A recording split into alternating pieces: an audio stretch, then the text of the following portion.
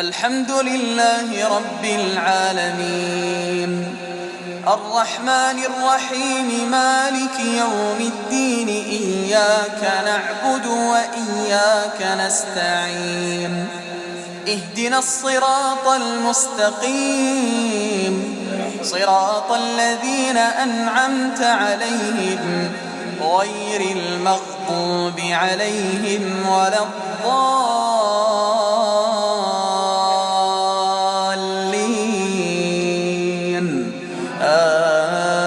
آمين.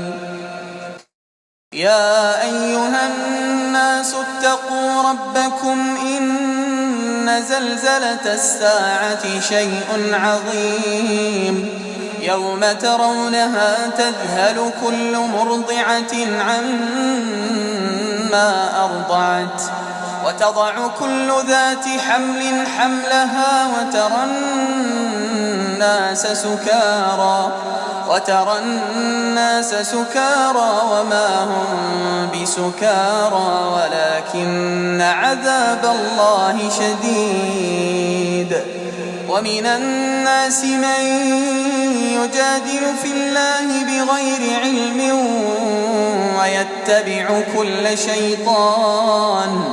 ويتبع كل شيطان مريد. كتب عليه أنه من تولاه فأنه يضله ويهديه إلى عذاب السعير. يا أيها الناس إن كنتم في ريب من البعث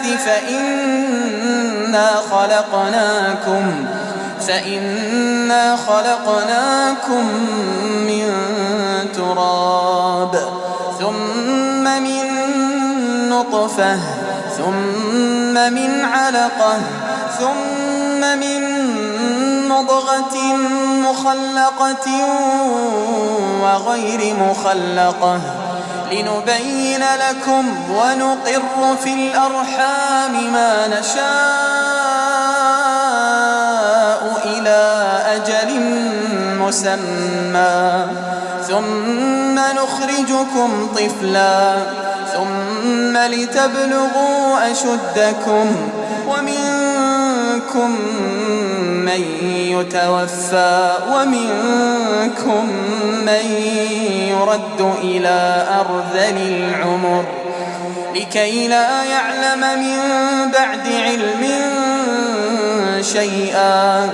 وترى الأرض هامدة فإذا أنزلنا عليها الماء اهتزت وربت وأنبتت من كل زوج بهيج.